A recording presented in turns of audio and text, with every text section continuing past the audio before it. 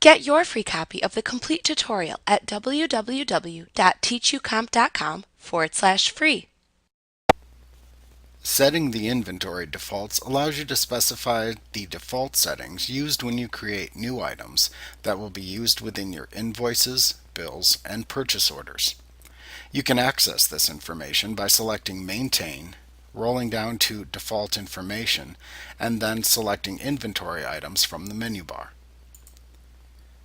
On the General tab, you can decide whether or not to allow duplicate UPC and SKU codes within the field when creating inventory items.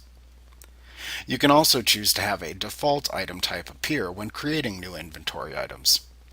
If you choose to use this feature, then select the desired default type from the Default Item Class dropdown within the Item Class section.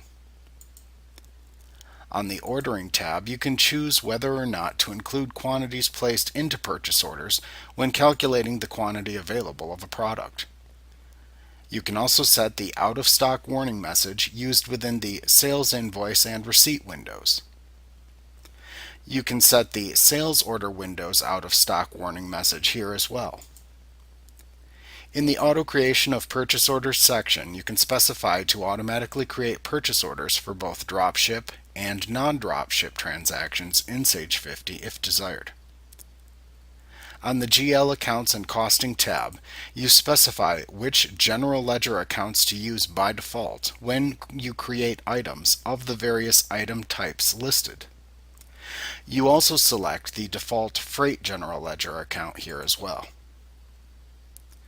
On the Taxes and Shipping tab, you define the default tax assignments used for items.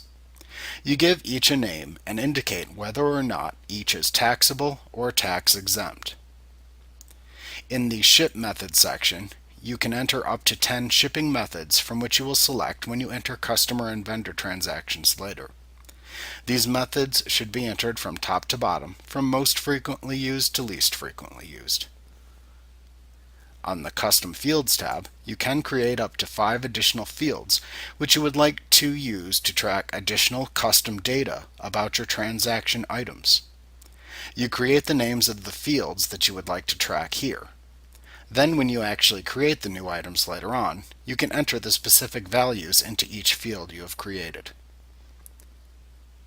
On the Price Levels tab, you can create up to 10 price levels, which allow you to vary the pricing of an item based on a calculation that you specify. These allow you to charge different prices for the same item to different customers based on the customer's price level. When you have finished setting your inventory defaults, click the OK button to save them. Like what you see? Pick up your free copy of the complete tutorial at www.teachucomp.com/free.